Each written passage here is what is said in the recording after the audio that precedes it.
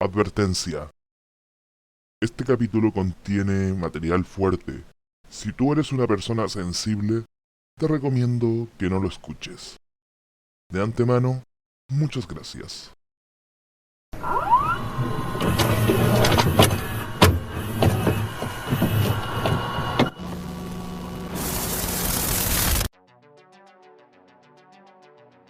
Muy buenas noches. Bienvenidos a Ñoños con Tiempo especial Halloween, parte 1. Pensé ya está la bruja. ¿Cómo estamos, River? Hola, querido Eric. Trajiste los ojos de sapo y los labios de virgen para hacer el hechizo. No, pero traje Luca 500. Entonces haré el hechizo con tu poto.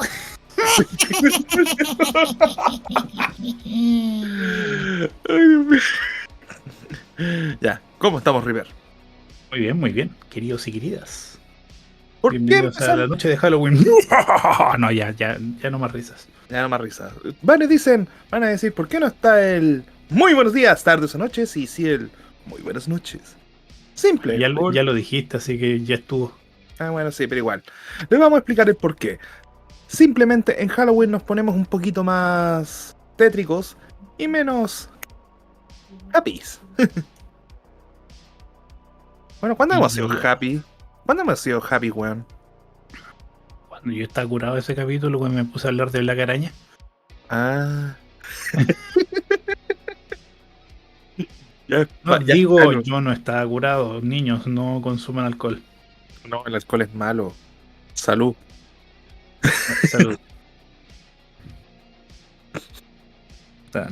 La bebida está desvanecida, no logra hacer ruido. Ah, Quería pretender que estaba abriendo una lata, pero no. Bueno, cosas que pasan. Pero bueno, ¿de qué va a tratar este especial número 1 de este mes, estimado Reaper?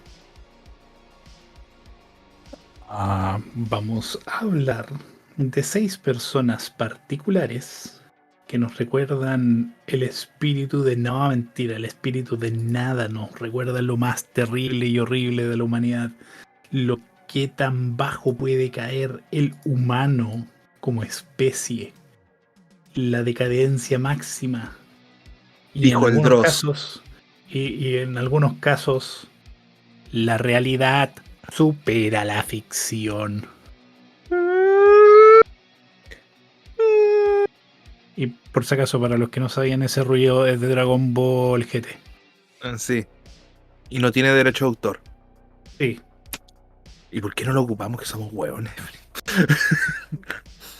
Porque si tú ponías ese sonido, yo voy a comenzar como quiero. Porque como yo sí me sé el origen del sonido. Pero bueno. Vamos a hablar de 6 personajes que son realmente macabros. ¿Qué tipo de personaje, Eric? Se puede decir que desde asesinos,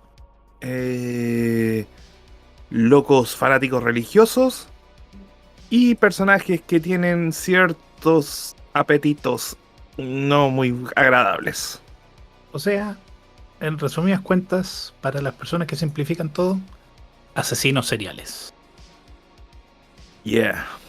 Ah, no, perdón, estamos en la neo sociedad. Asesines.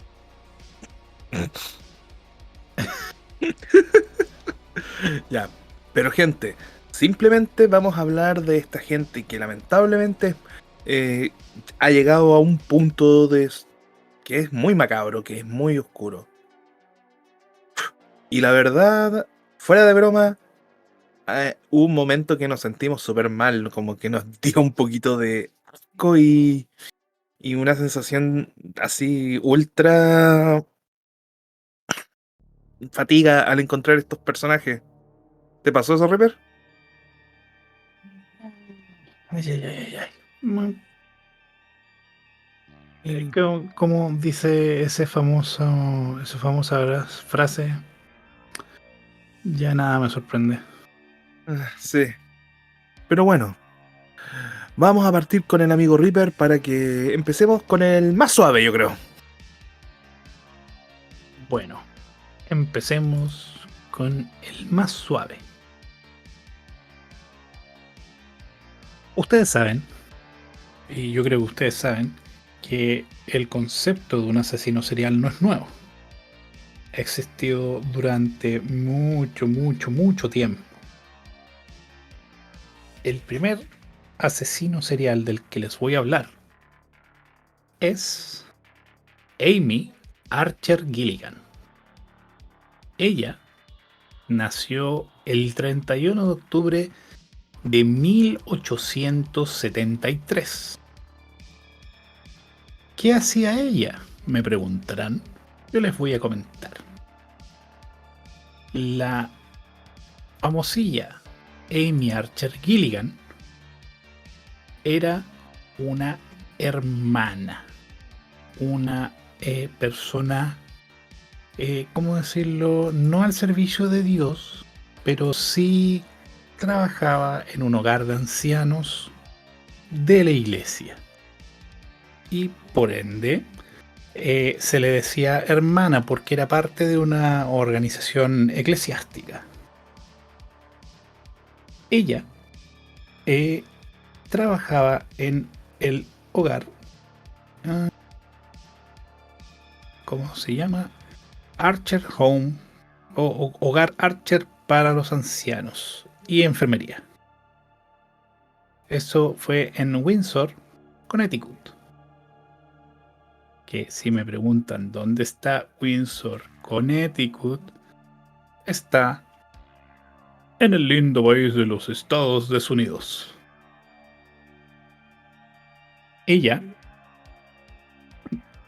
se estima que entre el año 1907 hasta el año de su captura, que fue en 1928,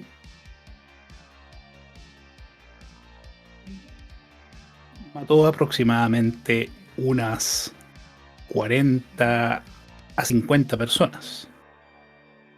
Se estima que estas muertes fueron las no registradas, que fueron entre 1911 y 1916. Pero ustedes me dirán, ¿cómo que las no registradas? Sí, porque no se sabe a cuántas personas realmente mató. Porque recuerden que en esa época no existía lo que es la medicina forense. No podían confirmar a cuál de estas personas realmente había matado con arsénico y a cuáles no. Pero curiosamente ese es el número de sospecha porque ¿qué es lo que hacía ella? Ella cuidaba ancianos que la querían a ella porque ella les daba un hogar, ella les daba un techo, ella les daba comida, los cuidaba, les daba cariño, y no te estoy diciendo cariño entre comillas, les daba mantención de sus necesidades, por ejemplo, el popó, el hacer pipí, les daba un lugar para vivir, lugar para moverse. Y le decían hermana precisamente porque sus cuidados tenían harto que ver con lo que hubiera hecho una religiosa. Y los convencía de que la dejaran como heredera de sus posesiones. Y de ahí viene el número estimado de víctimas. Porque que se haya confirmado hay 12, pero se estima que hubieron más personas, 48 exactamente. Aproximadamente 60 personas murieron a sus cuidados. Como ya mencioné, el método de asesinato era arsénico, lo mezclaba con la comida. ¿Y cómo salió todo a la luz? Esa es la gran pregunta. fue cuando Franklin R. Andrews, un hombre que estaba completamente sano, el 29 de mayo de 1914 comenzó a colapsar sin razón aparente. Como digo, llegó al hogar completamente sano, falleciendo. Y la cosa es que, qué curioso, pero qué curioso. La hermana decía que tenían los papeles de herencia, pero mostraba que Archer Gilligan era heredera de muchas de sus cosas. De hecho, Archer Gilligan le estuvo cobrando a Andrew todavía en vida por por grandes cantidades de dinero mientras estaba en el hogar. Y luego comenzó a presionar a la hermana, porque ella decía que tenía la herencia de él. Ella era merecedora de esa. Y ahí,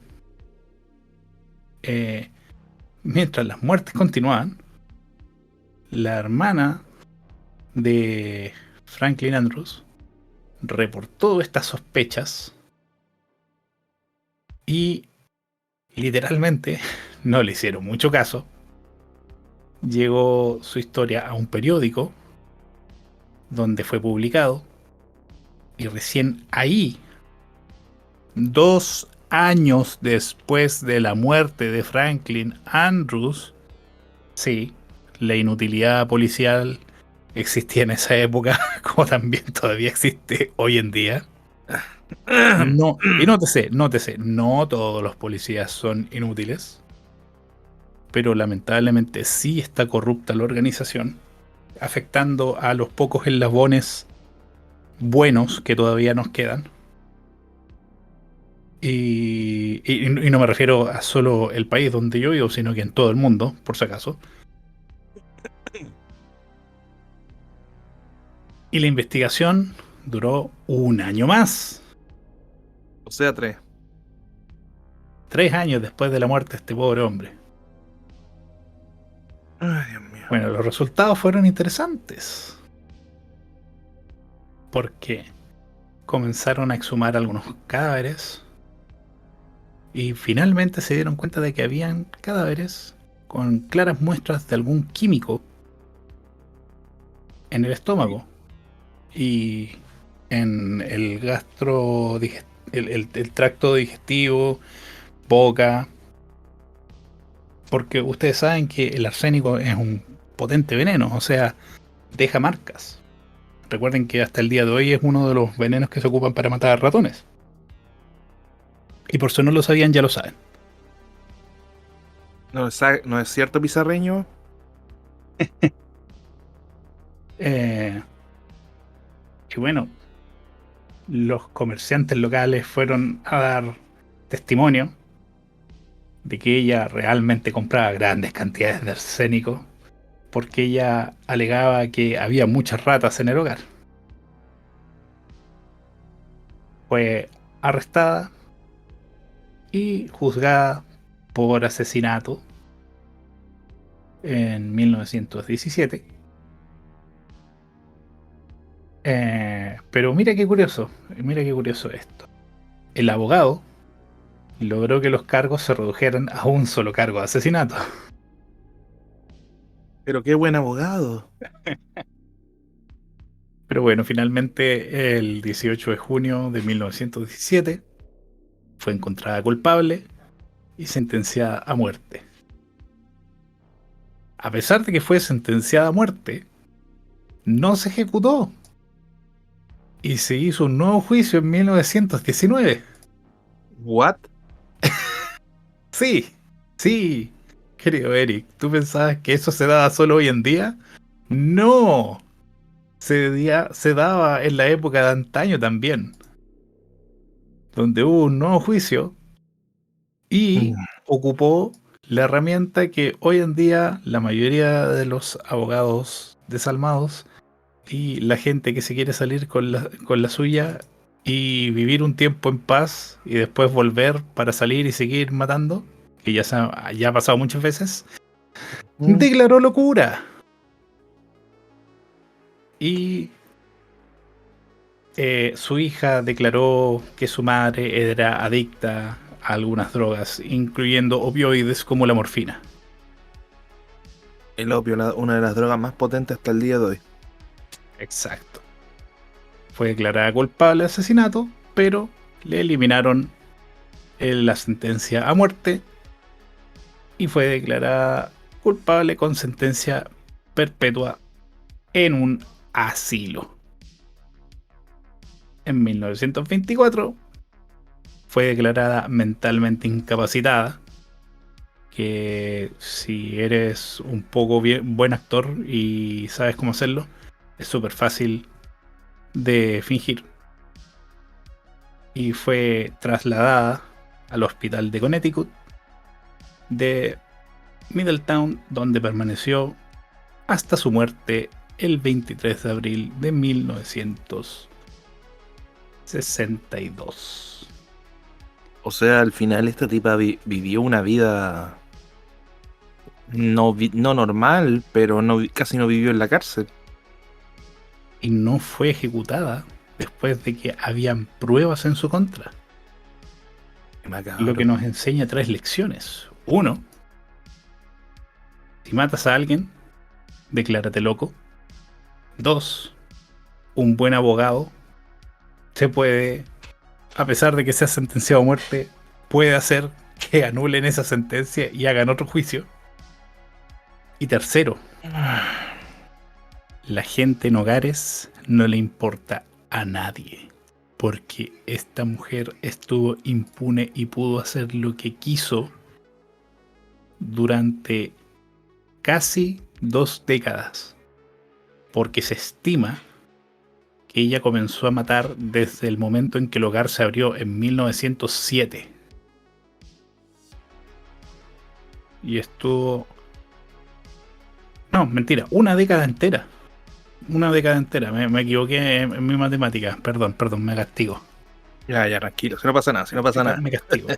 De 1907 a 1917 se estima que fueron más de 60 personas las que murieron bajo su cuidado, envenenadas por arsénico. Lamentablemente, muchos de los cadáveres, al pasar los 10 años, ya estaban demasiado descompuestos para poder haber hecho la investigación que se hizo en su momento y haber encontrado trazas del veneno en los cadáveres. Por ende, nunca se supo realmente cuánto de esos cadáveres o cuántas de esas víctimas realmente fueron asesinadas por arsénico y cuáles no. Linda historia de la señora Amy Archer Gilligan, ¿cierto? Exacto. Y por si acaso, si ustedes buscan por internet, la primera foto que les va a salir es como... Y tiene una linda foto. Hay unos reportajes con incluso anotaciones de los periodistas y detectives que tienen transcripciones de algunas de las declaraciones de las otras hermanas que trabajaban en el hogar y algunas de las cosas que respondió Archer Gilligan. Pueden encontrar un montón de cosas sobre ella. No es considerada de las asesinas seriales más, digamos, peligrosas que han existido. Pero si tomas en cuenta el número de víctimas que tuvo y en la época en que lo hizo, es una de las más letales. Porque hay asesinos que están funcionando, por ejemplo, por 30 años y matan a 10 personas. En cambio, esta en 10 años mató quizás más de 60. Un estimado de 10 víctimas por año. Y quizás cuánto será el número real que nunca vamos a saberlo. Lamentablemente fue hace mucho tiempo y si se quisiera hacer una investigación no sé si lograrían encontrar la suficiente evidencia para darle un número real a esas víctimas. Dios mío. Así que niños y niñas, dos cosas. Uno, no se acerquen al arsénico. Dos, tengan cuidado con las hermanas de un hogar de ancianos. Y tres, quieran mucho a sus padres, no los manden a un hogar de ancianos. Eso mismo, chicos, por favor. Y esa sería la historia de nuestra querida Amy Archer Gilligan. Y no digan el nombre 3 veces seguidas delante de un espejo, no tienten a la suerte. Por favor, no. Macabra la tipa. Fuera de broma, ni siquiera es para tomárselo tan humorísticamente. Es como lo hacemos puntualmente. Y eso que es la más suave, gente. Es la más suave. Sí, no, sí. Esperen a la siguiente, porque la siguiente que yo tengo, porque vamos a ir una yo, Y una yo. una Erika, así que espérense la siguiente. Bueno, voy a hablar de un personajillo que se llama Robert Ben Roelst. Lo pronuncié bien, por si acaso. Que es Yo digo que no lo pronunció bien, pero háganle caso igual y denle cariño. Bueno, Robert Ben Roelst fue popularmente conocido como The Truck Stop Killer. En español, el asesino de la parada de los camioneros. O también popularmente conocido como el camionero asesino. Sí, señores, este tipo que fue conocido por asesinar a más de 50 mujeres. Escucha bien, 50 mujeres Reaper. Desde el año 1975 hasta 1990, cuando fue arrestado. Donde este tipo, mira, asesinó a muchas mujeres, pero principalmente es conocido por Regina K. Walters. Que al final voy a decir quién es ella. Este tipo, si ustedes lo vieran, se ve como un tipo común, como un tipo de buena cara incluso. Alguien con que dicen, un viejo estúpido, un viejo común y silvestre. Lo que sí me da mala espina es cuando empiezas a encontrar sus fotos, principalmente con una vestimenta sadomasoquista que da un poco de risa por el hecho de que se ve vestido así en una forma un tanto cómica, hay que decirlo.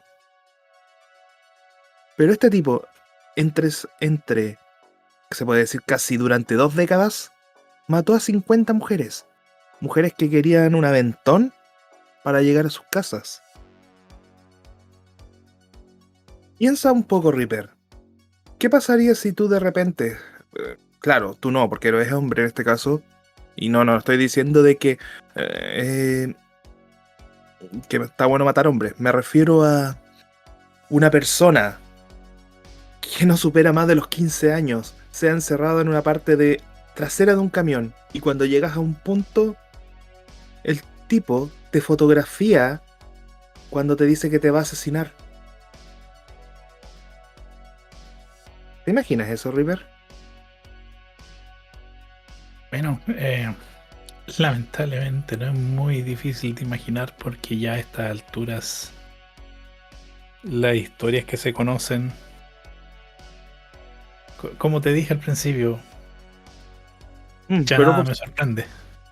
Este tipo le dijo que la iba a violar y que la iba a asesinar cuando le estaba tomando la foto.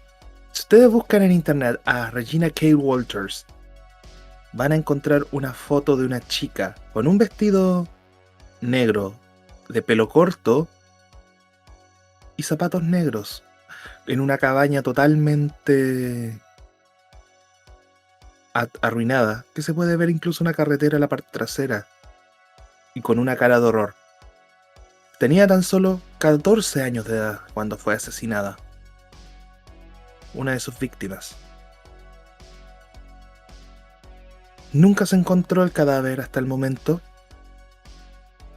Y sí se encontraron el resto de los cadáveres.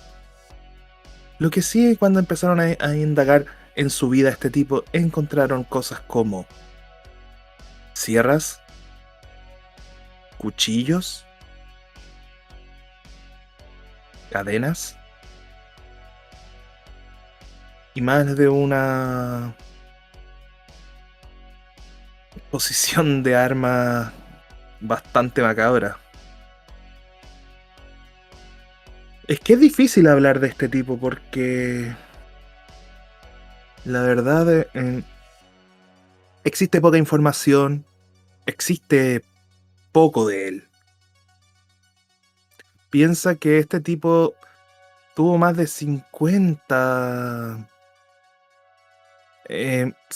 asesinatos a 50 mujeres. Que incluso se sospecha más. Dross habló de él a ese nivel. De macabro es el tipo. Es más, Hollywood incluso tiene una película que se llama El asesino de la parada de camiones. Sus fotos dan un ambiente después de que se descubre esto como muy insano del tipo. Es que, no sé, me cuesta hasta tragar incluso a esta persona. Y que cuando después de que lo tomaron preso años después haya dicho las siguientes palabras: estoy tan desquiciado que me siento aliviado por el arresto. Él lo dijo. ¿Te imaginas eso, Reaper? Que un tipo con ese perfil haya dicho eso. No me sorprende. No, a mí tampoco, pero igual es como...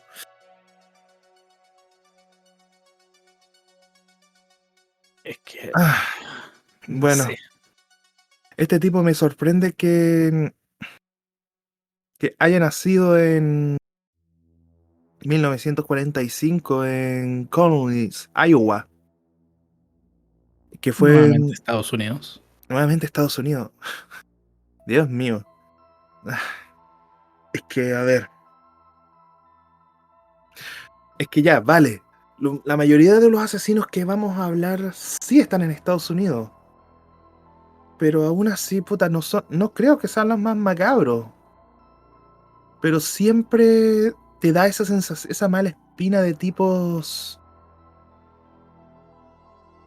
que definitivamente tienen algo más allá. Un apetito, pero fuerte. Y saber que lo único que vas a encontrar de tu hija, o lo último que vas a encontrar de tus familiares, es una foto con cara de horror.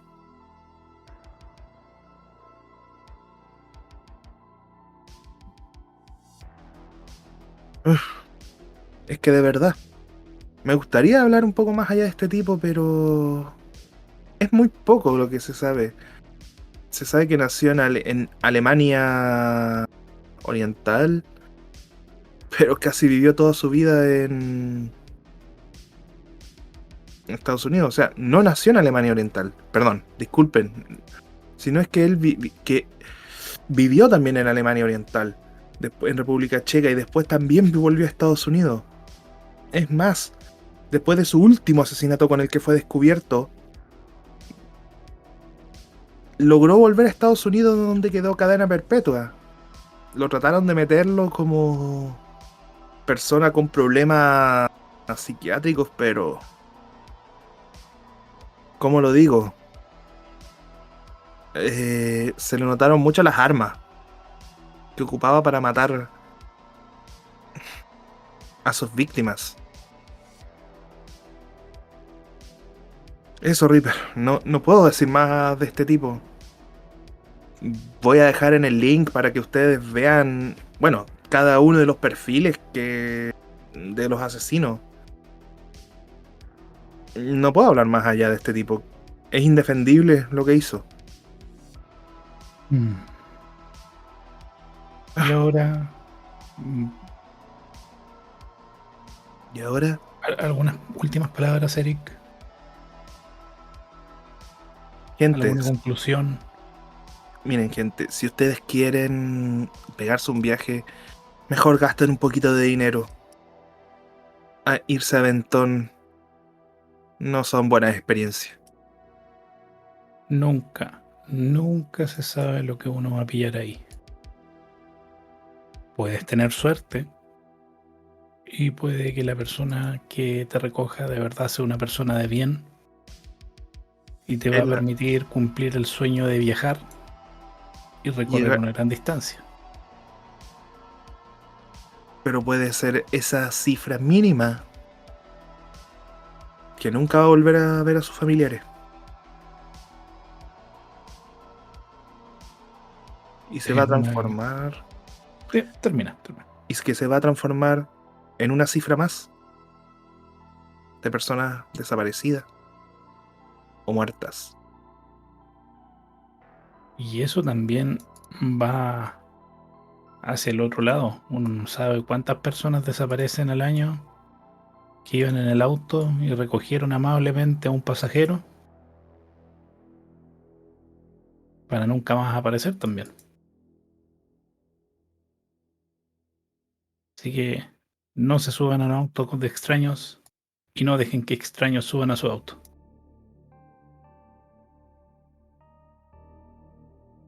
Bueno, Reaper, te doy toda la amabilidad para que hables de tu siguiente personaje macabro.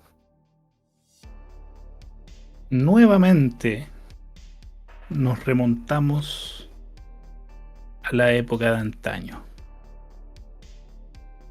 ¿En qué año, Reaper? Inglaterra, Bristol, 1838.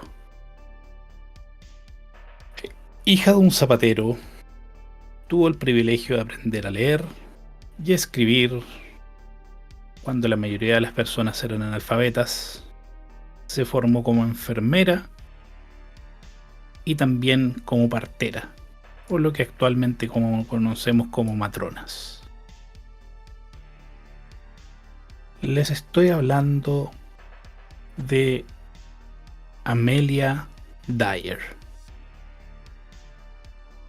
más conocida como la asesina de niños. Oh, ya, ahí me tocaste. Sorry.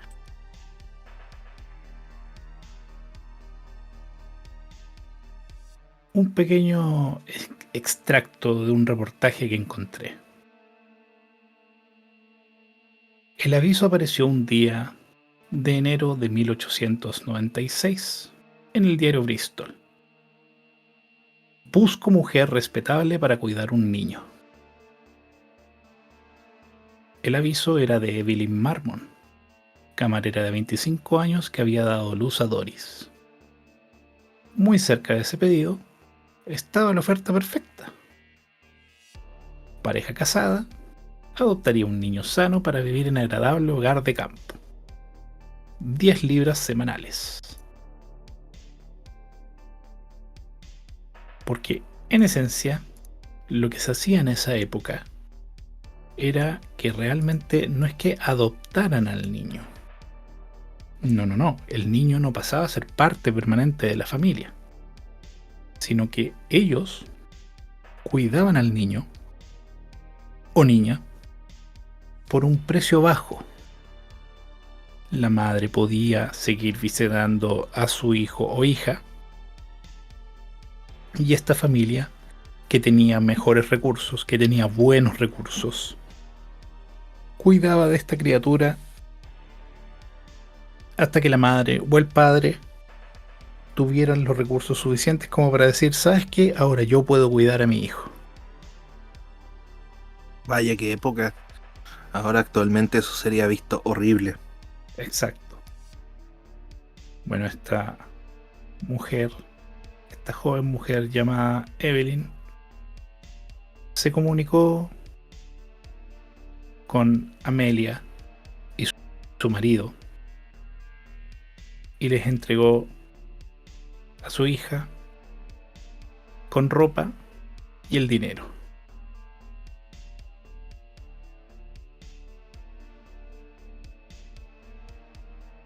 La mala noticia.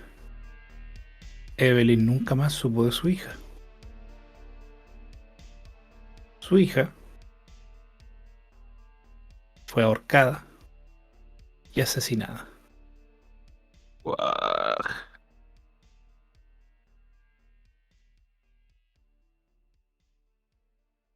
Hay muchas veces que se dice que los asesinos vienen de lugares de dolor, lugares oscuros, que han sido maltratados, que han sido violados, que tienen algo que los marque o las marque, algo que hagan que tengan un problema en la mente, algo que haga que tengan resentimiento y odio por la sociedad.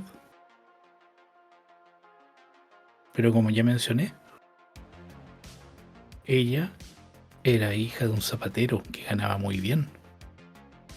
Él y su esposa Sara tenían lo suficiente para criar sin problemas en la época que te acabo de mencionar, donde era muy común que las familias fueran de ese tipo. Así, yo, madre, vivo y trabajo en la ciudad y mando a mi hijo por cierto módico precio a vivir en una familia de acaudalados porque yo no tengo cómo alimentarla y cómo cuidarla. Y que de repente aparezca muerto. No, pero obviemos ese punto por ahora. Vale. Porque, piensa, en esa época se hacía eso y había muchos casos. En cambio, el padre de Amelia tenía suficiente dinero para tener 5 hijos y criarlos sin ningún problema. Darle una buena niñez. Exacto, tuvo una niñez feliz. ¿Qué la habrá transformado en ese monstruo entonces? Hasta el año 1848. Ella ya tenía 10 años. Porque su madre tuvo locura a causa del tifus y perdió a 2 hermanas. Una que tenía 6 y la otra que tenía 10 meses. Tenía 10 años. Fue a vivir con una tía. Y la tía también era acaudalada. Fabricante de corsets. Recibió una buena crianza. Recibió cariño, recibió afecto, recibió cuidados. Y se casó a los 24 años. La típica de esa época, con un hombre que era el doble de su edad. Bueno, aquí es un poco más grande. Ella tenía 24 y él tenía 59. Un No me hombre que equivoqué. la doblaba. No me equivoqué en el cálculo. No me equivoqué en el cálculo. 59 años. Y ella, aquí está el detalle de su vida. Conoció a otra partera llamada Ellen Dane. Y ustedes me preguntarán, ¿quién es Ellen Dane? ¿Quién es Ellen Dane? También era una asesina. Oh. Ellen alojaba a mujeres jóvenes que habían tenido hijos en su casa, adoptaba a los hijos y los mataba.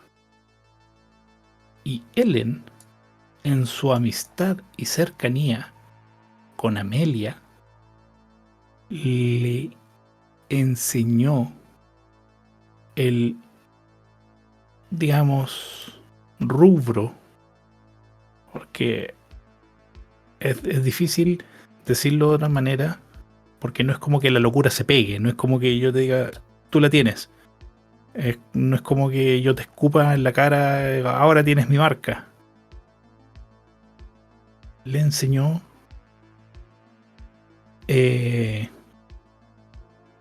las leyes que tenía que obviar, cómo matar, cómo hacerlo pasar desapercibido. Y entonces Amelia aprendió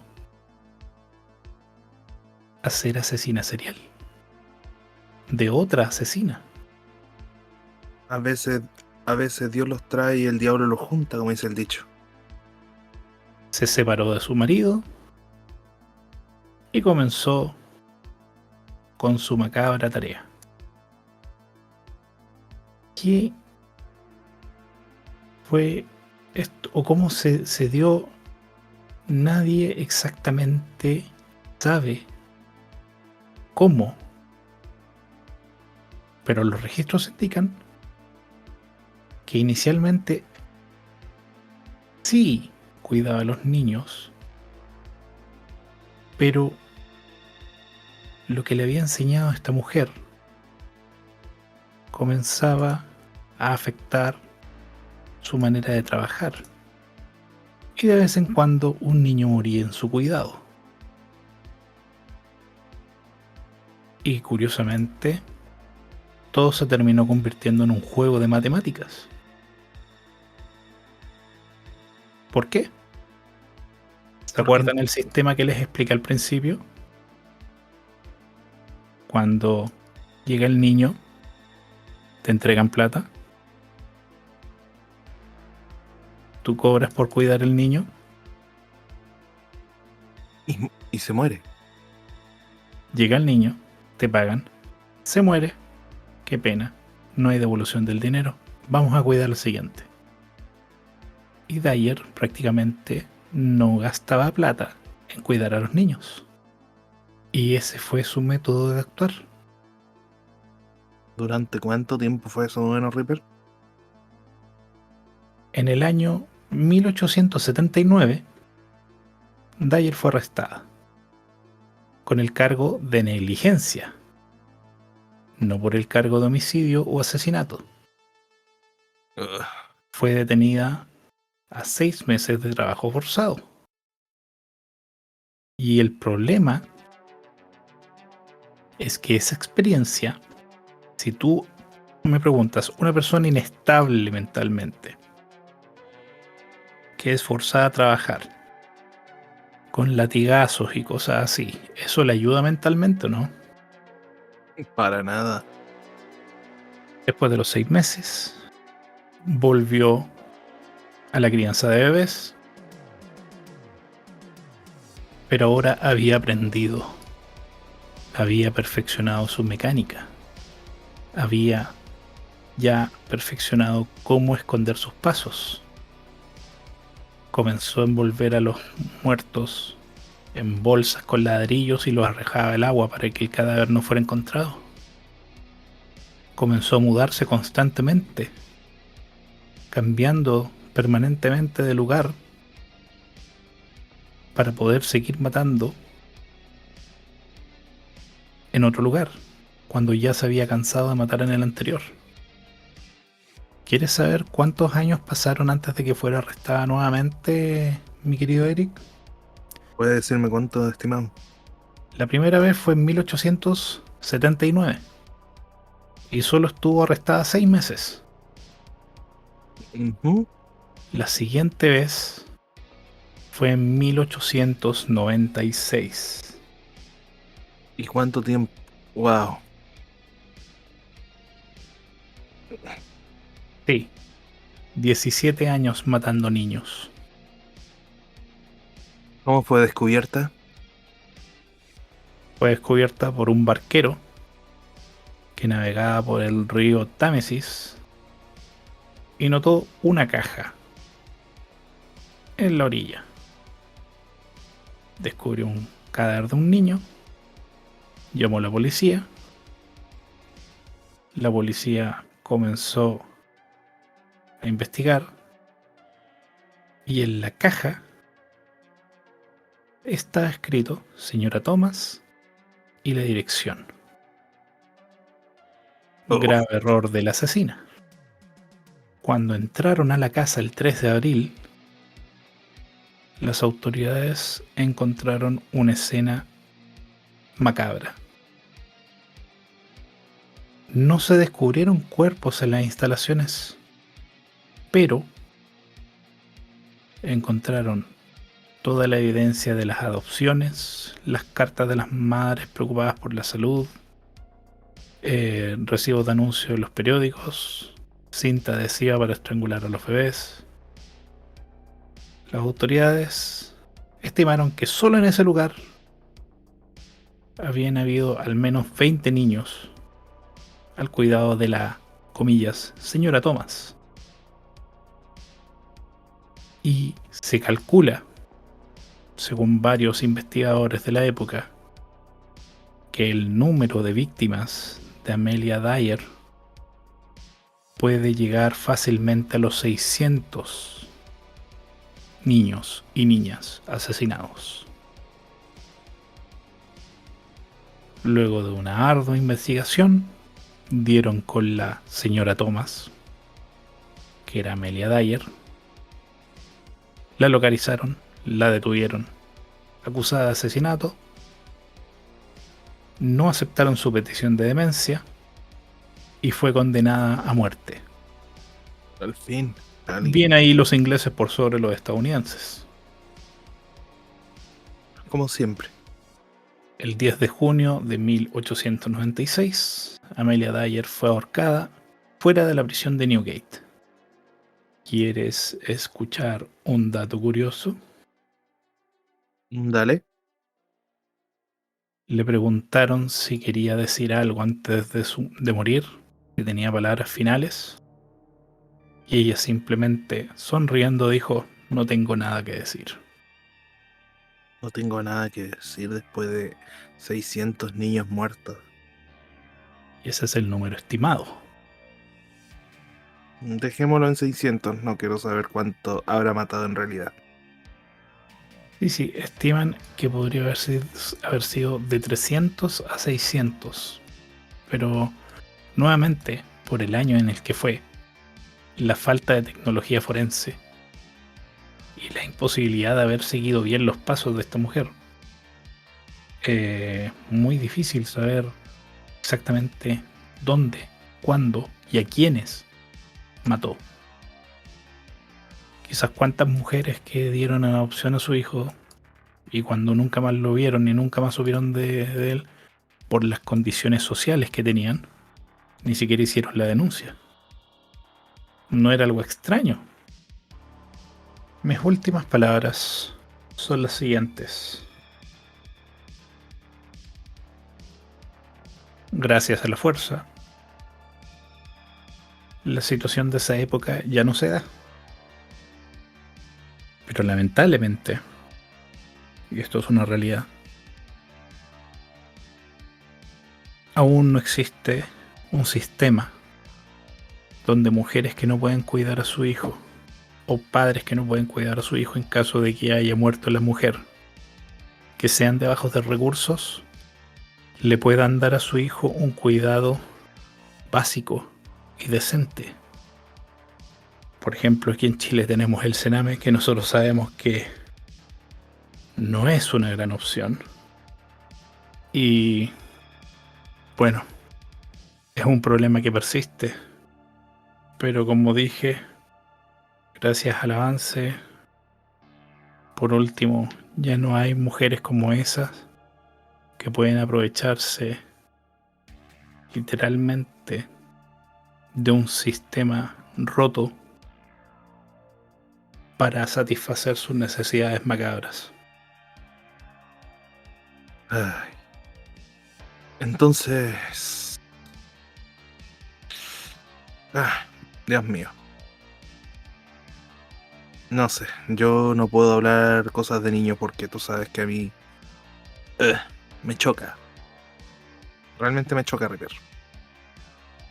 Bueno, me toca. Antes quiero hacerte una pregunta. ¿Qué país te gusta más, Ripper?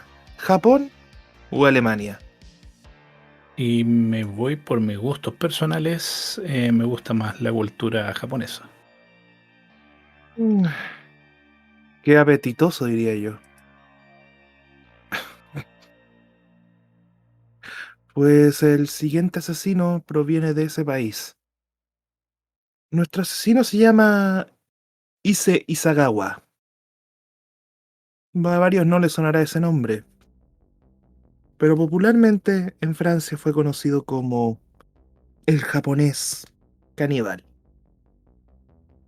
Nació el 26 de abril de 1949. Actualmente tiene 72 años en la ciudad de Kobe, prefectura de Hyogo, para ser exacto. Durante su infancia no fue el niño más agradable. Incluso fue bastante horrible. No fue muy querido. Tenía un aspecto bastante débil, se puede decir, y horrible. Isagawa dijo que desde niño él tenía el acto de comerse a otro ser humano. Pero él aguantó esas ganas y todo eso. Su padre, que era un tipo con mucho dinero, se puede decir. Sí, era un tipo de adinerado. Le pudo dar la educación que quiso. Él estudió literatura inglesa.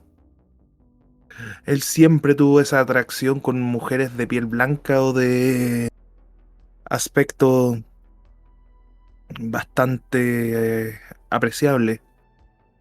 Pero antes de que cometiera su gran asalto, en la época de estudios, él simplemente intentó atacar a a una mujer japonesa en su casa. Al final no se presentaron cargos porque, como yo dije, su padre era muy adinerado. Muchos años después, fue enviado a Francia para que pudiera perfeccionar su carrera.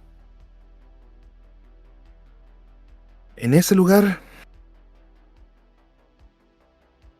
conoció no solo la Torre Eiffel, no solamente conoció el estilo europeo o el vanguardismo al más estilo parisino, sino conoció a su víctima, una chica rubia, alta y de ojos negros, muy hermosos. Ella jamás se fijó en él, lamentablemente debido a su pobre apariencia y aspecto desaliñado. Pero lo encontraba alguien muy inteligente. Un día esta chica la invitó a su casa para leer poesía alemana y disfrutar, sin saber que esta chica iba a ser su última literatura que iba a escuchar. Isagawa tenía un equipo y le puso grabar. Le dijo, adelante, puedes leer. Y ella, mientras se puso a leer, Isagawa fue por detrás de ella. Pescó una escopeta y le voló parte de su cabeza. Inmediatamente el tipo vio a ese cadáver inerte. La desnudó y apreció su cuerpo desnudo. Procedió a tener sexo con el cadáver. Suave y sin olor, según él. Horas después, pescó la carne, la cortó en varias lonjas y las puso en su refrigerador. Su víctima, de nombre René, no supo qué destino iba a terminar en ese punto. Y Sagawa, a pesar de que era un tipo talentoso y increíblemente inteligente, No se declara, no es un tipo muy inteligente que digamos en aspectos propios. Pescó un cuchillo eléctrico, la metió a la tina y la empezó a descuartizar. Para deshacerse del cadáver, fue a un río y lanzó la maleta. Lamentablemente lo hizo en un horario donde había mucha gente. Un tipo le llamó la atención que lanzara una maleta. Se acercó a ella y al abrir encontró el cuerpo mutilado de la señorita René. Cuando lo vio, él gritó: ¡Asesino! ¡Asesino! Y Sagawa corrió y desapareció. 3 días después fue encontrado en su casa y encontraron una escena macabra en su refrigerador. Carne humana. Llevaba comiendo durante 3 días carne humana. De ahí fue llevado preso a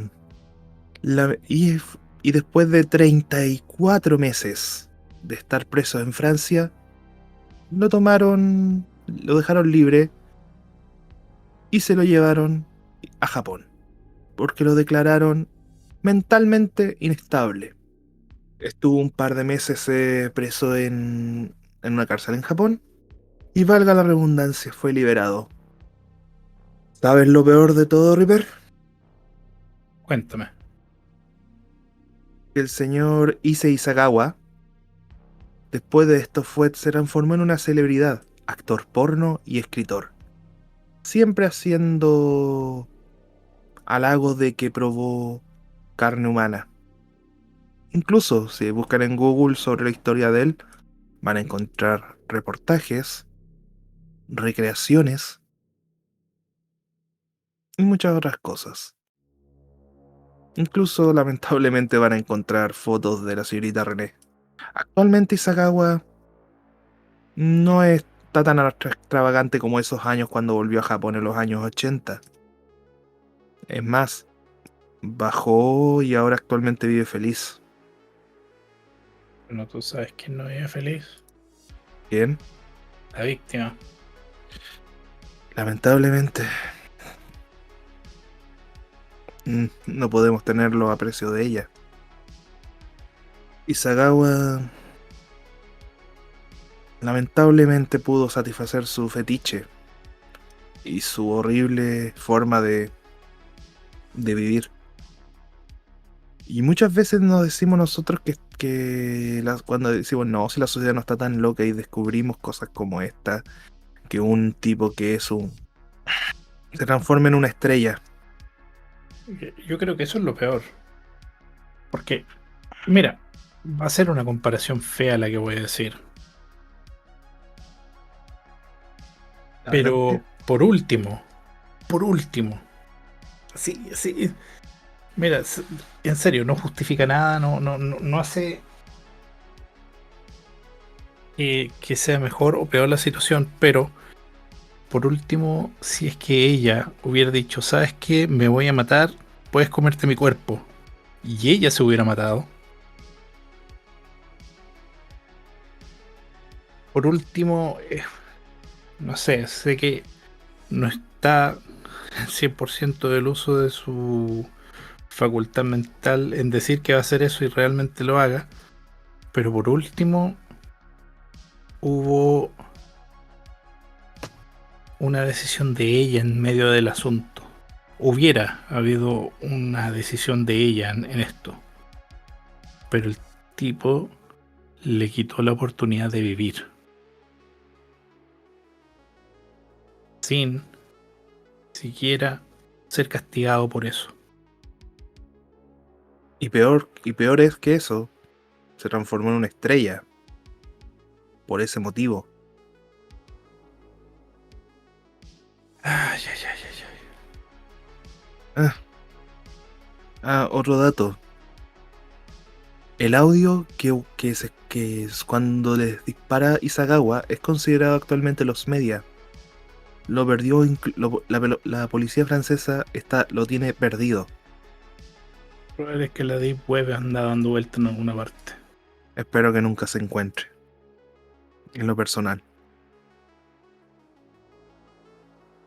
Bueno, sí. Simplemente, como voy a dejar un consejo, incluso el ser más débil puede tener dientes muy afilados. ¿Algo que decir, Reaper? Creo que ya lo dije, la opinión que di antes, porque es un asesino, debería caer pagado por el crimen que cometió. Bueno, Reaper, creo que te toca. James Warren nació el 13 de mayo de 1931. Sus padres eran de origen galés y escocés e inculcaron a su hijo el amor a los animales y la compasión a los desfavorecidos. Creció en la fe de la Iglesia Evangélica, donde acudía constantemente, donde fue fascinado y luego decidió hacer sus propias prédicas delante de los niños del barrio. Siempre hablaba sobre las comunidades más castigadas, como la población negra, porque en esa época, en el estado de Indiana donde él nació, todavía existía la segregación racial, en especial en los grupos extremistas como el maldito Ku Klux Klan. A pesar de todo, se notaba que tenía buenas intenciones de principio. No dejó que su fe se resquebrajara y se metió a la política, comenzó eh, un nuevo movimiento social de socialismo apostólico y comenzó en 1954 a poner las piedras angulares de lo que él haría que fuera su propia iglesia, que fue conocida como el Templo del Pueblo. A los que ya conocen ese nombre, sí, estoy hablando de Jim Jones, el líder de una secta que, a pesar de que van a haber personas que no van a estar de acuerdo con nosotros, nosotros lo etiquetamos como un asesino serial. ¿Por qué? Porque él, en todos sus actos de bien, culminó en la que es considerada, en la que es considerado el mayor suicidio masivo de la historia. ¿Quieres saber un dato curioso, Eric? Dime. Tú sabes que existe el premio Dr. Martin Luther King, ¿cierto? Sí, he escuchado de ese premio. Es un premio para todas las personas que han causado un efecto o un impacto positivo educacional, social, económico y en la vida de la comunidad, donde demuestran completa cercanía, demuestran sacrificio y siempre fomentando el amor por el prójimo, la generación de comunidad y un mundo mejor. Obvio. Jim Jones recibió este premio Oh, qué macabro, no. en el cuarto premio anual de Dr. Martin Luther King. Lo recibió junto a Albert Cecil, Benjamin Gottlieb y una persona más que lamentablemente no encuentro el nombre, pero este hombre comenzó su templo del pueblo. Esta iglesia, comillas, llamó a mucha gente. Mucha gente se acercó a esta iglesia porque al principio, era un movimiento bueno. Recaudaba fondos para ayudar a personas sin hogar, a personas con drogadicción. Muchos políticos, muchas otras iglesias estaban dispuestos a escucharlos y participar. Enseñaba tolerancia, respeto. Fue nombrado director de la Comisión de Derechos Humanos en Indianápolis. Y fue invitado para integrar parte de la comunidad afroamericana en hospitales. Hasta el momento suena como un hombre de bien, ¿cierto? Es que no me cabe el perfil de un loco, de un tipo con delirios de grandeza, para nada. De un momento a otro, Jim Jones le dijo a su congregación: Estados Unidos corre peligro de ser atacada por una bomba nuclear y en la costa oeste estaremos a salvo. Se mudó a San Francisco y consiguió una cuantiosa financiación económica gracias a los centenares y miles de seguidores que tenía. Al comienzo de los 70, el predicador, ¿qué hizo? Cayó en lo que realmente lo definía. Radicalizó todas sus ideas. Se declaró una divinidad igual a Jesucristo y decidió que el templo del pueblo debía obtener su propio pueblo, debían ser libres de cualquier acoso de los gobiernos y debían poder estar libres. La CIA lo investigaba por estafa. Varias instituciones de los gobiernos de los Estados Unidos, del gobierno de los Estados Unidos, estaba detrás de él. Hay pruebas de que lavaba dinero. Hay pruebas de que ocupaba su mensaje de amor y tolerancia para obtener ganancias y poder. Y ante todo esto, él decidió irse con una pequeña agrupación de personas a Guyana. ¿Guyana francesa? Por si no lo saben, es un pequeño país latinoamericano en la costa noreste de América del Sur. Su lengua principal es el francés. Fue parte de la colonia holandesa y de Gran Bretaña hasta el finales de los hasta los 70. Se fue junto a toda su agrupación, que no fueron todos sus seguidores en Estados Unidos, y fundó un lugar llamado Jonestown. 140 hectáreas en plena selva, tierras fértiles para cultivar, criar animales, construir casas. Era su nuevo Edén, un paraíso en la tierra, lejos de Estados Unidos y de la sociedad capitalista. Sobreviviremos a la guerra nuclear y a los cerdos capitalistas. Jonestown es un paraíso del socialismo con equidad económica y racial. Esas fueron las palabras de Jim Jones. Recuerda que él practicaba un comunismo religioso. Uh-huh. Ahora, las partes oscuras de todo esto no te lo he contado. ¿Cuál es lo más oscuro? Como él era Jesucristo en la tierra, era una deidad igual a él tenía derecho sobre las esposas de los feligreses. Él tenía sexo con las esposas de los feligreses, los cuales, con el lavado de cerebro de él, aceptaban felizmente. El maestro está multiplicándose con mi señora. Somos bendecidos de que él me elija a mí, ¿cierto? O por lo menos eso es lo que pensaban ellos. El que rechazaba una orden del maestro era apedreado, expulsado. No todos obedecían las reglas, obviamente. En el nuevo lugar había un hoyo de tortura. Torturaba a las personas, descargas eléctricas. Los arrojaban en cajas de madera sin ventilación durante horas. Para los que intentaban fugarse, tenían guardias armados que literalmente ejecutaban a las personas que trataban de salir de ahí, que se daban cuenta que realmente no era lo que había prometido. Entre comillas, el cielo que le prometieron era el infierno en la tierra. Exacto.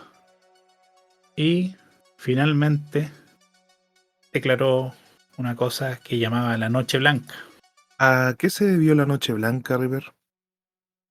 donde solo los blancos podían pasearse y disfrutar y los negros no podían. ¿Qué Algo pasó? algo muy raro de una persona que se decía que éramos todos iguales, ¿cierto? Buah. Hay un montón de mayores atrocidades de este hombre, pero no vale la pena mencionarlas, porque a pesar de todas esas atrocidades, lo más terrible fue el año 1978. Jim Jones mandó a feligreses del templo al pueblo Ujú. a atacar y a asesinar una comitiva, una congregación de personas que eran políticos de Estados Unidos que venían a investigar Jonestown. Entenderás que esto fue declarado como un acto de guerra.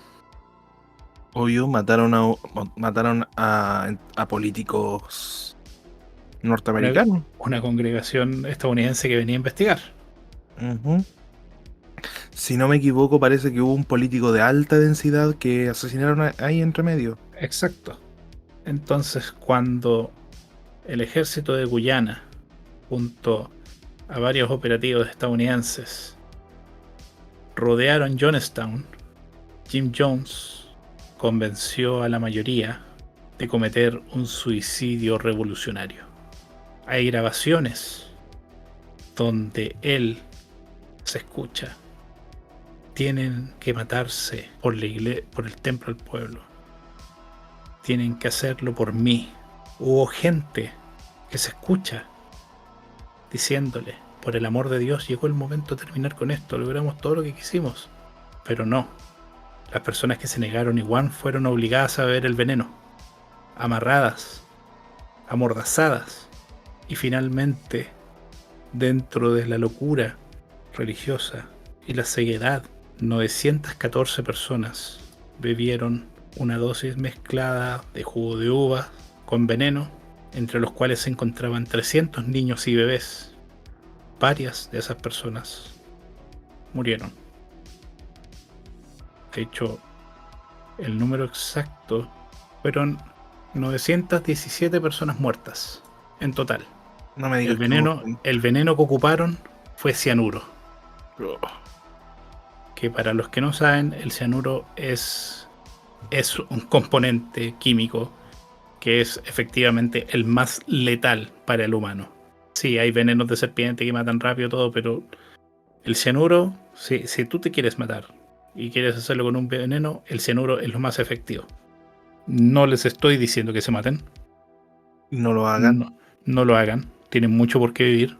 Y Jones murió por una herida de bala en la cabeza, presuntamente autoinfligida. Aunque yo no sé si una persona así tendría el valor de dispararse a sí mismo. Dejémoslo en que sí. Hay personas que sobrevivieron.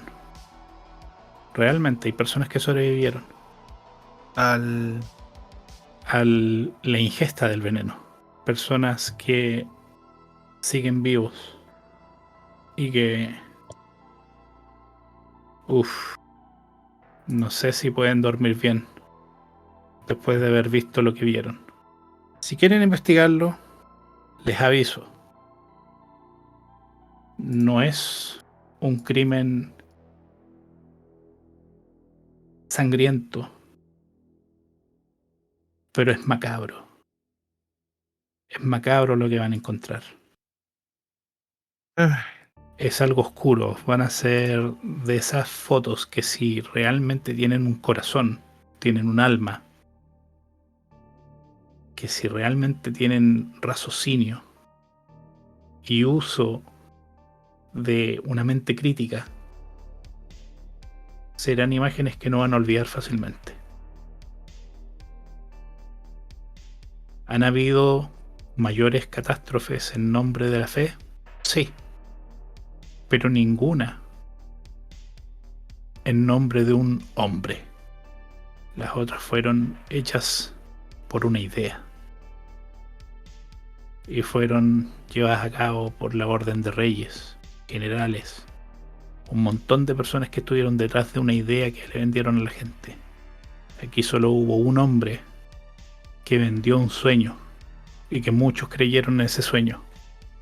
Un hombre que, si bien no es el artífice directo, es el causante de 917 muertes y la destrucción de cientos de personas que solo querían un mundo mejor.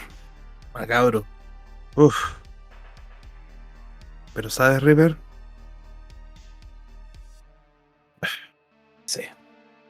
no sé, acá no puedo tener un buen... No, bueno, imposible tener un buen consejo después de esto. Pero... oh, saber que había niños ahí que los obligaron a tomar el jugo con cianuro. eh, Es fuerte, Reaper. Pero muchas veces dicen un factor, Reaper. El tener fe ciega y no analizar lo que crees. Sí. Por si acaso, niños, yo no estoy diciendo que creer en Dios o en lo que ustedes quieran creer es malo. Solo digo que si realmente creen en algo, si ese algo les pide autosacrificarse en el punto de entregarles dinero o de matarse a ustedes mismos, es el momento de pensar que quizás ese algo en lo que creen no es lo mejor para ustedes y que quizás no sea lo correcto creer en eso. Al final es mejor pensar por sí mismo que piense por ustedes. Exacto. Ah, yo creo que vamos con el último de la noche. Vamos. O día a la hora que estén escuchando esto, por si acaso. Tú sabes que... Tú dijiste... Ojalá hubiera sido... Esa persona y que ojalá hubiera sido yo devorada. Tú me dijiste, Reaper, ¿cierto? ¿Sabes lo peor de todo? Que eso no lo hace menos macabro. Armin Airways. ¿Te suena ese nombre, Reaper? Cuéntame. Este tipo nació en Rotemburgo en 1961, el 1 de diciembre. Va a estar pronto de cumpleaños este tipo. Pasa exactamente en la ciudad de Heisen, Alemania, Rotemburgo.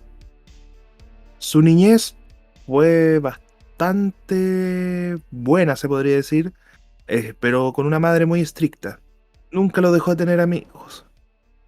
Así que nuestro querido amigo Armin, perdón, decidió crear a su hermano imaginario. Cuando ya llegó a cierta edad en su niñez, para ser exactamente a los 10 años, descubrió que empezó a sentir atracción por otros niños. Desde niño descubrió que era homosexual. A una cierta edad, sí, lamentablemente nuestro querido protagonista se le murió su madre en una edad adulta. Y fue al ejército de su país. Sin una madre que le dijera qué hacer o nada, soltó y descubrió ese mundo de que tanto se le había censurado. Se puede decir que empezó a disfrutar lo que era discotecas, sexo entre hombres y mucho alcohol, pastillas y todo eso. Pero no los adelantemos. Este tipo, a pesar de todo, era un tipo con una gran inteligencia. Alguien bastante, yo creo que incluso más capaz que nosotros dos juntos, River. A ese nivel. Mal. Pero ¿cómo lo explico? Este tipo, a pesar de todo, había desarrollado un cierto fetiche. En el año 2001 existió una página que se llamaba El Café Caníbal. En ese tiempo el internet no tenía tanta vigilancia como ahora. Podías hacer una página de venta de drogas o de prostitución. Y no estoy hablando de prostitución sana, por si acaso. En un lugar no tan oculto. No necesitaba la Deep Web para exactamente. Mayways escribió lo siguiente. Este aviso en el foro caníbal. Hombre joven, bien formado, que quiera ser comido. Recibió muchos escritos. Varios terminaron arrepintiéndose a la mitad de la conversación. Por internet de nuestro amigo Mayway. Al final apareció su víctima. Un hombre llamado Brendan Junder Branders. Perdón, es alemán, no sé pronunciar bien. Eugen Guggentragen, sí. Cogen cerveza. Brendan Junder. Bueno, Brendan, dejémoslo. Minecraft. Sí, Brender. Por favor, no. Este tipo era un ingeniero de Berlín. Le gustaban los rituales sexuales cargados a la violencia y a la tortura. Pero él quería ser... Tenía un fetiche algo loco. Ser devorado. Según él, según palabras de Maywen, dijo: él tenía un sueño muy loco. Quería que le tomaran el pene, se lo mordieran y se lo arrancaran de un mordisco. Wow. Brendan y Maywen se conocieron en un local, conversaron, tuvieron relaciones y a los días después concluyeron que todo su acto lo iba a hacer en su casa. Al llegar a la casa, según el diario inglés The Guardian, Brand tomó como 20 pastillas para dormir, con licor, en la bañera. Maywen llegó y le trató de mutilar el pene a mordiscos. No pudo, así que simplemente fue y se lo cortó con una cuchilla en la bañera. Trató de comérselo lo cocinó y todo. Al final no pudo comérselo y se lo dio de comer a su perro. Brendan se estaba desangrando de a poco en su bañera. Y Mayweather, se puede decir un poco de un acto de bondad, se puede decir entre comillas, después de casi no sé cuántas horas, pero muchas horas, le cortó la yugular y murió desangrado. Esperó hasta que se desangrara para poder partirlo desde la ingle hasta el cuello a la mitad, para empezar a cortar su carne en trozos. Se sospecha que logró comer 20 kilos de carne. El problema es cómo lo descubrieron.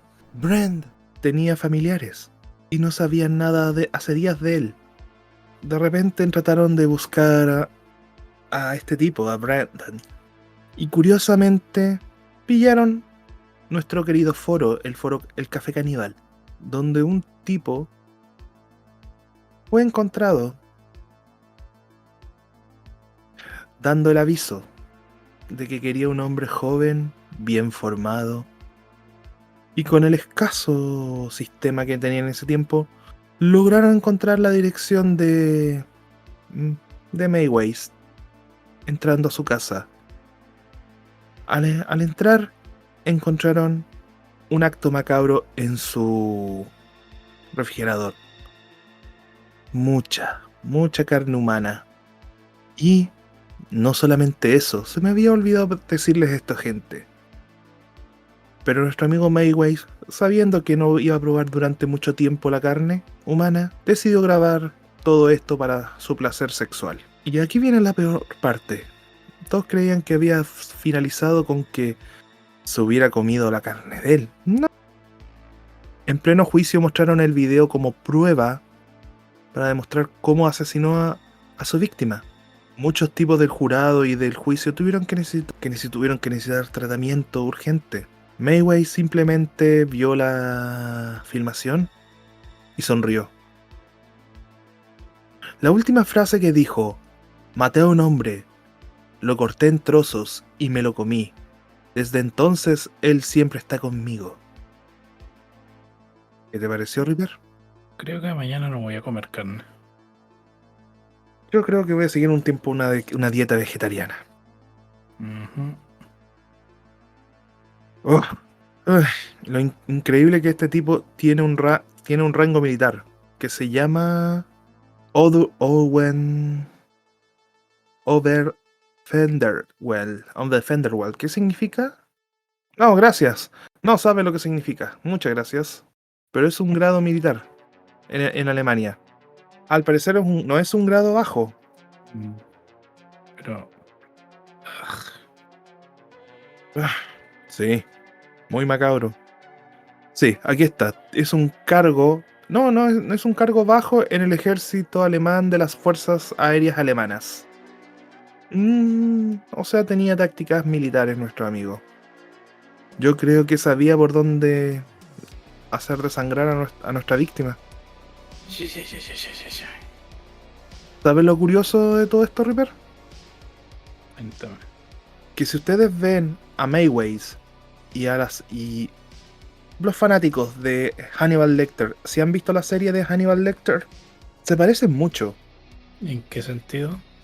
Cara, me refiero a la serie, no a la... Comparte cierto rasgo entre el actor que interpreta a Hannibal del año 2018, si estoy hablando, al, a nuestro caníbal, al caníbal que estamos hablando en este minuto. Raro, ¿ah? Una delicia.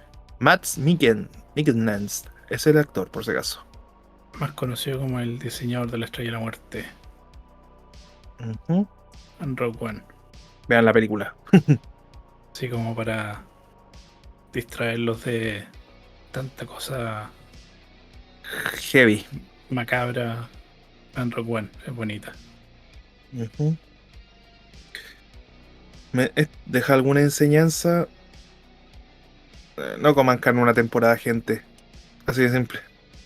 Ay, Pero bueno, ¿algo que agregar, Reaper? que partimos súper bien los especiales de Halloween. Me quedé súper entusiasmado con el espíritu de la festividad. Mátenme. Exacto. Ay, Dios mío. Pero bueno, sin nada más que decir, se despide el amigo Reaper. Adiós. Y no tomen lo que dijimos como la verdad absoluta, pero también tómenlo como consejos y lecciones que se pueden sacar de esto que experimentamos recién. Y que les habla Cerrecid. Cuídense y buenas noches.